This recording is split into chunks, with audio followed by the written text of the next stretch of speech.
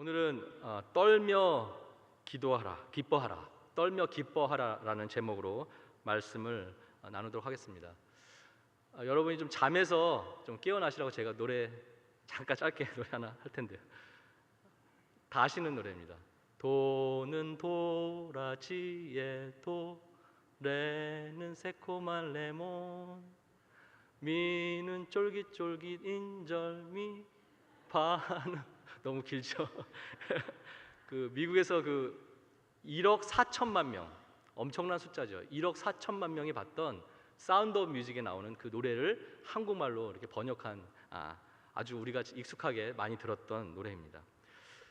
이 노래를 불렀던 이유는 제가 전에 마태복음 1장 그 예수님의 족보를 이 노래를 맞춰서 외워본 적이 있었어요. 혹시 기억하실지 모르겠는데 제가 여기에 이 단회에서 처음으로 설교했을 때 이 노래를 불렀었습니다. 기억하실지 모르겠는데 이렇게 외웠습니다. 아브라함이 이삭을 낳고 이삭은 야곱을 낳고 야곱은 유다 형제 낳고 유다는 다말에게서 베레스와 세라를 낳고 이런 식으로 끝까지 외웠습니다. 끝까지. 지금 제가 잘 끝까지는 기억 못하지만 예수님의 족보죠. 왜 외웠을까? 예수님의 족보이기 때문에 제가 한번 외워봤던 것입니다. 이 방금 나왔던 이 자막에도 나왔지만 이 아브라함 이삭을 낳고 쭉 가다가 눈에 띄는 사람이 있는데 바로 오늘 그 창세기 38장에 나오는 유다가 눈에 띕니다. 유다가 다말에게서 베레스와 세라를 낳고, 다말에게서 누구와 누구를 낳았다고요? 베레스와 세라를 낳았다. 창세기 38장 오늘 읽었던 본문 28절 한번 같이 한번 보면요, 베레스와 세라에 대해서 자세히 나옵니다. 제가 한번 읽도록 하겠습니다. 38장 28절. 해산할 때에 손이 나오는지라 산파가 이르되 이는 먼저 나온 자라 하고 홍색 실을 가져다가 그 손에 메었더니 그 손을 도로 들이며 그의 아우가 나오는지라 산파가 이르되 내가 어찌하여 터뜨리고 나오느냐 하였으므로 그 이름을 베레스라 불렀고 그의 형 곧 손에 홍색 실 있는 자가 뒤에 나오니 그의 이름을 세라라 불렀더라. 쌍둥이 베레스와 세라가 나오는 장면인데요, 세라가 먼저 뱃속에서 손을 싹 내밉니다. 머리가 먼저 나와야 되잖아요. 근데 손을 딱 내미니까 산파가 너가 장남이구나. 그래서 홍색 실을 이렇게 묶어줘요. 그런데 손이 쑥 들어가고 다시 둘째가 누구죠? 베레스의 손이 쑥 나옵니다. 그리고 베레스가 먼저 나옵니다. 그리고 나서 세라가 나오는 아주 독특한 그런 특이한 장면이 방금 읽었던 내용에 나오는데, 더 독특했던 것은 이 베레스와 세라가 나오기 전에 그 상황이 더 독특했습니다. 여러분 다 너무나 잘 아시겠지만 제가 그 내용을 좀 간단하게 설명드리도록 하겠습니다. 이 베레스와 세라의 부모는 누구죠? 유다와 다말인데 유다는 시아버지였고 다말은 며느리였습니다. 그 야곱의 아들 유다, 그리고 유다의 아들은 셋이 있었는데 엘과 오난과 셀라였습니다. 그 첫째 아들 엘이 이 다말에게 장가를 가는데 엘이 죽고 맙니다. 그래서 전통에 따라 둘째 오난이 또 장가를 갔는데 다말에게 장가를 갔는데 또 죽고 맙니다. 누가 남았죠? 셀라가 남았죠. 그 셀라에게 시집을 가야 되는데 이 아버지 유다가 이제 고민이 생겼습니다. 얘를 또 장가를 보내면 얘도 죽겠구나. 그래서 핑계를 댑니다. 나이가 더 들면 결혼시켜 주겠다. 그래서 그 다음에 38장 11절에 이런 내용이 나옵니다. 같이 한번 읽겠습니다. 시작. 유다가 그의 며느리 다말에게 이르되 수졸하고 내 아버지 집에 있어 내 아들 셀라가 장성하기를 기다리라 하니 셀라도 그 형들 같이 죽을까 염려함이라. 다말이 가서 그의 아버지 집에 있으리라. 아버지 집에서 셀라가 크기를 기다리고 시집 가기를 기다리는데 이거는 안 되겠다 라고 다말이 판단합니다. 그래서 다말이 술책을 쓰는데요, 어떤 술책을 쓰냐면은 유다가 어떤 지역으로 갔는데 그 지역으로 다말이 가서 창녀로 분장을 하고 이 유다와 잠자리를 해서 임신을 해야 되겠다라는 술책을 씁니다. 그때 잠자리에 들기 전에 이 다말이 소지품을 좀 요구하는데 유다가 도장과 끈과 지팡이를 약조물로 줍니다. 그리고 관계를 맺은 후에 다말은 임신을 하게 됩니다. 그리고 시간이 좀 지났습니다. 근데 유다가 소식을 들었어요. 며느리 다말이 임신을 했다는 거예요. 황당한 일이죠. 며느리가 임신을 했다니. 그러면서 이 다말을 제거하려고, 없애려고, 죽이려고 불러옵니다. 그런데 다말이 와서 이렇게 말합니다. 38장 25절 내용입니다. 같이 읽겠습니다. 여인이 나갈 때 사람을 보내어 시아버지에게 이르되 이 물건 임자로 말미암아 임신하였나이다. 청하건대 보소서 이 도장과 끈과 지팡이가 누구의 것이니까 한지라.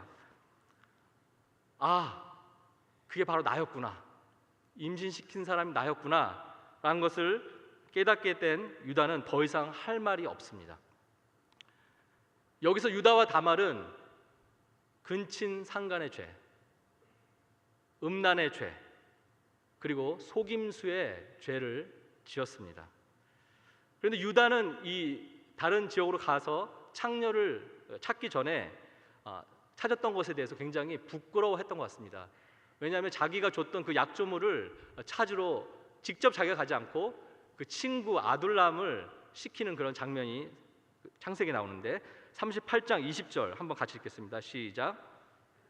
그 친구 아둘람 사람의 손에 부탁하여 염소 새끼를 보내고 그 여인의 손에서 담보물을 찾으려 하였으나 그가 그 여인을 찾지 못한지라. 이 친구 아둘람을 보낸 것은 굉장히 자기 행동이 부끄러웠기 때문에 대신 보냈던 것입니다. 굉장히 수치스러웠다.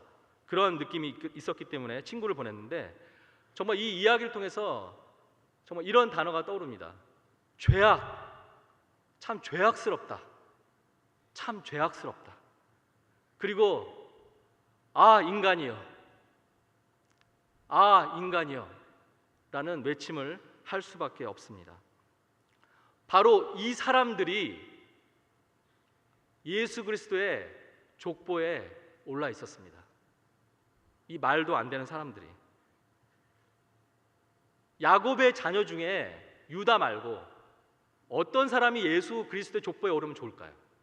좋을 것 같으세요? 37장과 39장에 나오는 바로 요셉. 좀 요셉과 같은 사람이 예수 그리스도의 족보에 오르면 참 좋겠는데 어찌 유다와 다말이 올랐을까? 우리가 결정할 수 있다면 요셉을 세웠을 텐데요, 그렇죠? 제가 아까 마태복음 1장 내용을 이렇게 말씀드렸는데 한번 제가 한 사람 한 사람 이름을 이야기할 때 그 부정적인 사건을 한번 떠올리면서 한번 들어보시기 바랍니다. 아브라함이 이삭을 낳고 이삭이 야곱을 낳고 야곱이 유다와 형제 낳고 유다는 다말에게서 베레스와 세라를 낳고. 떠오르시는 게 있으세요?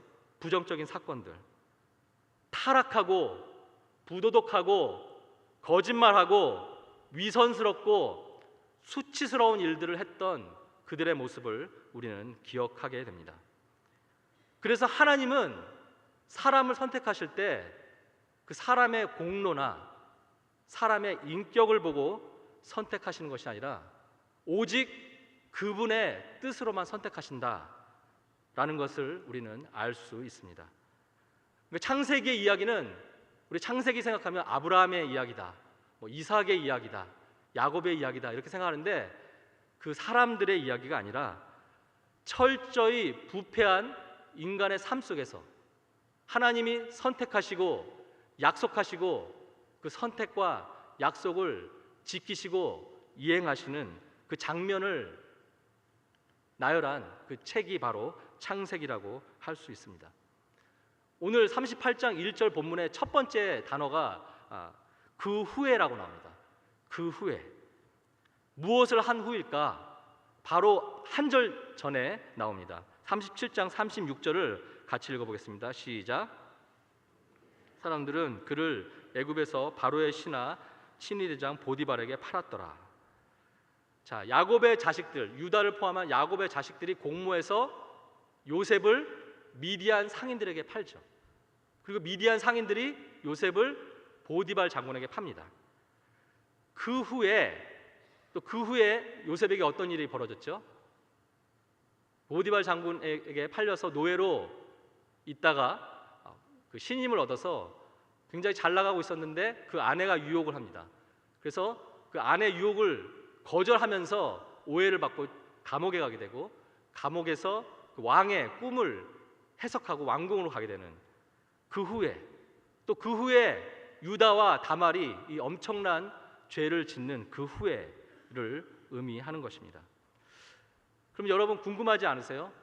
이 37장의 요셉 이야기가 있습니다. 그리고 39장의 요셉 이야기가 있습니다. 그리고 37장과 39장을 연속으로 읽으면 굉장히 스무스하게 이야기가 잘 진행이 됩니다. 그런데 왜 뜬금없이 38장에 유다 이야기가 들어갔을까?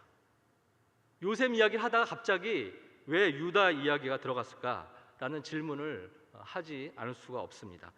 왜 창세기 편집자는 이 이야기를 넣었을까?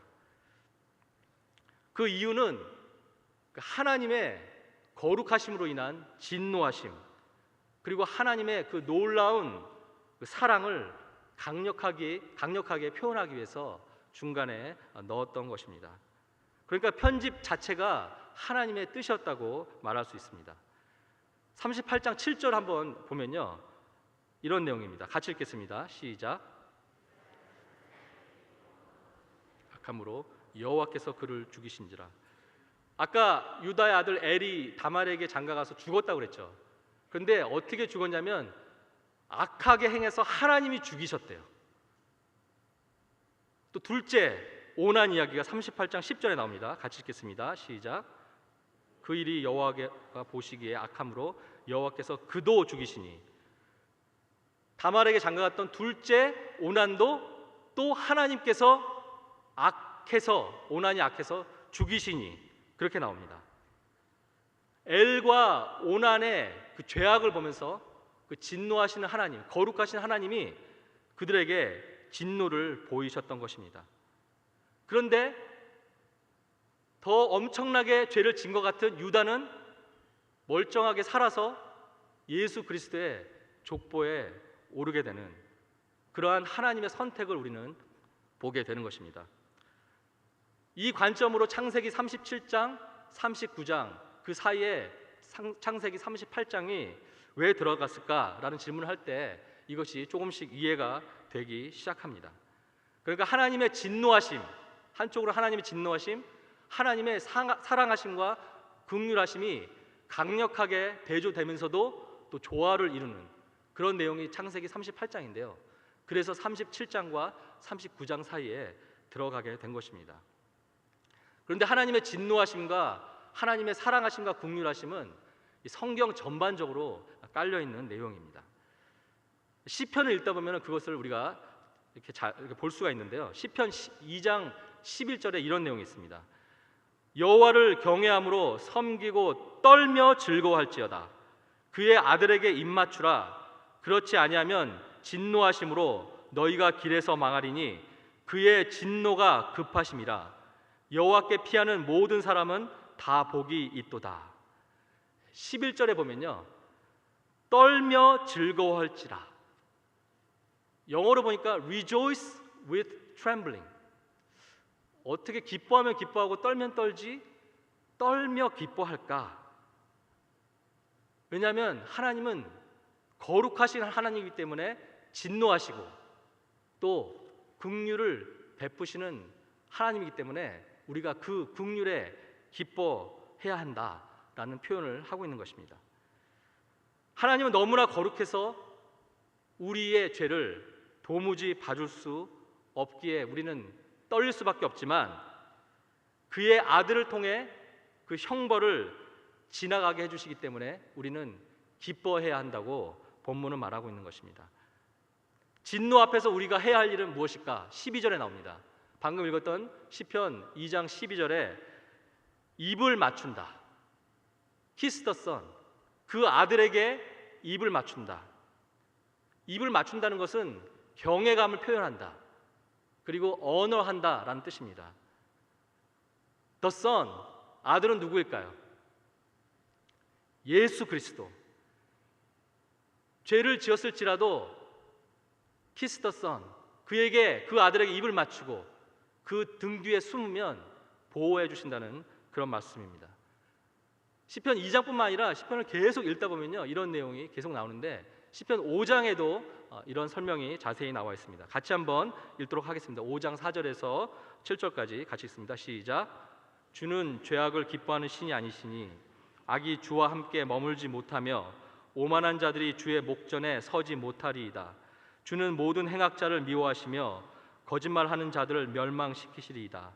여호와께서는 피 흘리기를 즐기는 자와 속이는 자를 싫어하시니이다. 오직 나는 주의 풍성한 사랑을 힘입어 주의 집에 들어가 주를 경외함으로 성전을 향하여 예배하리이다. 하나님은 죄를 싫어하시는 거룩한 하나님이시지만 그를 경외하는 자에게는 긍휼을 베푸시는 분이시다. 그런 말씀입니다. 방금도 말씀드렸지만 이 관점으로 시편을 계속 읽다 보면요, 하나님의 거룩하심과 하나님의 긍휼하심과 사랑하심을 발견할 수 있게 됩니다. 우리는 지금 방금 읽었던 이 말씀을 통해서 또 창세기 38장 말씀을 통해서 진노의 하나님을 보게 되었는데요. 그러면 이런 질문이 생깁니다. 그러면 우리의 죄에 대해서는 어떻게 하실까요?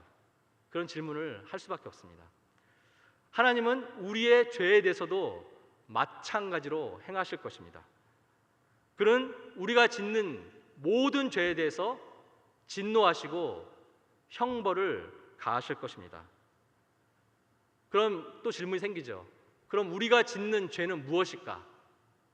보통 우리가 죄를 생각하면요, 이 사회와 이 공동체에 무리를 일으키는 것, 그 정도만 생각하는데 또 이 유다와 다말을 보면서 나는 그 정도는 아니지 라고 생각하면서 안심하는 그런 우리의 모습을 보게 되는데요. 그런데 그거 아십니까? 우리는 죄를 지어서 죄인이 아니라 죄인이기 때문에 죄를 짓는다는 것입니다. 살인, 파괴, 비방, 훔침, 정욕, 반항, 이런 것이 우리를 죄인으로 만드는 것이 아니라 우리는 우리 안에 근본적으로 이러한 것을 가지고 있다는 것입니다. 이 내용을 담은 우리 영상을 한 편, 아주 짧은 영상인데요, 잠깐 같이 한번 보도록 하겠습니다.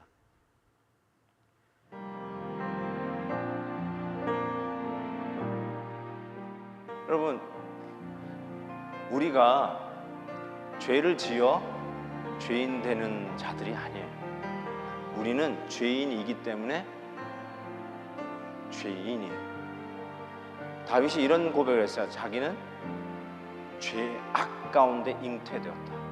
모태에서부터 죄를 가지고 왔다. 여러분, 아기가 엄마 뱃속에서 무슨 죄를 져요? 그렇잖아요. 무슨 죄를 져요? 그런데 죄악 가운데서 잉태했다. 그래서 우리는 죄인으로 태어났기 때문에 죄를 지을 수밖에 없는 자라는 거예요. 그래서 실은 죄가 생각이 안 나는 건 참 감사하는 거예요. 내가 특별히 죄를 행위로 짓는 죄가 생각 안 나는 거는 Thank God, 하나님 앞에 감사할 일이에요. 그럼에도 불구하고 내 안에는 죄를 무궁무진하게 지을 수 있는 잠재력이 가득 차 있다라고 하는 죄덩어리라는 것을 아셔야 된다고. 그게 바로 죄악 중에 잉태되었고 모태에서부터 죄인으로 나온, 그래서 하나님의 은혜가 아니면 절대로 살 수 없는, 구원받을 수 없는 바로 그러한 자를 깨달아야 된다는 것이죠.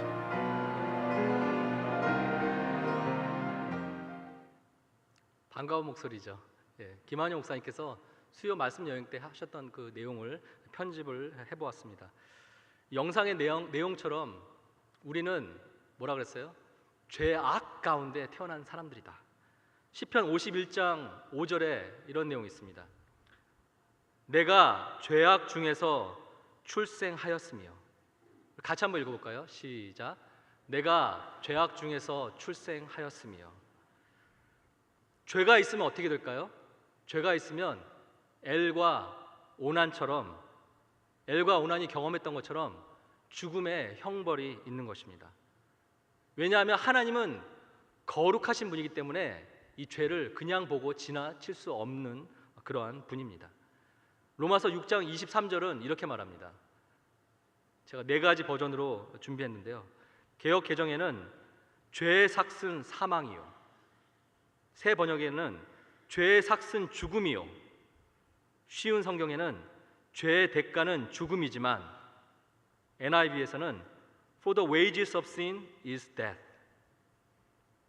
죄인이기 때문에 우리는 사망, 파멸, 멸망에 이르게 됩니다. 당신은 사랑받기 위해 태어난 사람, 당신의 삶 속에서, 이 찬양 많이 부르잖아요. 제가 이것을 이렇게, 원래는 이런 가사라고 생각이 들었어요. 당신은 파멸에 이르기에, 당신은 사망에 이르기에, 당신은 멸망에 이르기에 태어난 사람. 원래는 그랬다는 것이죠. 사망, 파멸, 멸망이 우리가 태어난 직후부터 시작되고 있었다는 것입니다. 그런데 오늘 유다와 다말의 삶 속에서 보여주신 그 하나님의 놀라운 은혜가 우리의 삶 속에서도 여전히 있다는 것을 우리는 굳게 믿습니다. 도무지 다말과 유다가 선택된 것이 믿겨지지 않습니다. 좀 동의하고 싶지 않습니다. 그런데 하나님이 보시기에는 우리도 유다와 다말과 같은 죄악 가운데 태어난 죄인이라는 것입니다. 우리는 이 유다와 다말의 이야기를 통해서 하나님은 죄악에 대해서 가만히 있지 않으시고 진노하시는 거룩한 하나님이다 라는 것을 알게 되었고, 우리는 죄악 중에 태어난 그러한 죄인이라는 것을 다시 한번 되새기게 되었습니다. 하지만 그런 중에서도 여전히 하나님은 우리에게 긍휼을 주신다는 것을, 긍휼을 베푸신다는 것을 우리는 기억해야 할 것입니다. 로마서 6장 23절, 방금 읽었던 내용 그 뒷부분을 한번 쉬운 성경으로 읽을 텐데요. 제가 읽겠습니다. 죄의 대가는 죽음이지만 하나님의 선물은 우리 주 예수 그리스도 안에 있는 영생입니다. 하나님께서 그렇게 선물을 주신다는 것입니다. 제가 제자 훈련을 하고 있는데요. 어떤 분이 이렇게 질문을 저한테 하셨습니다.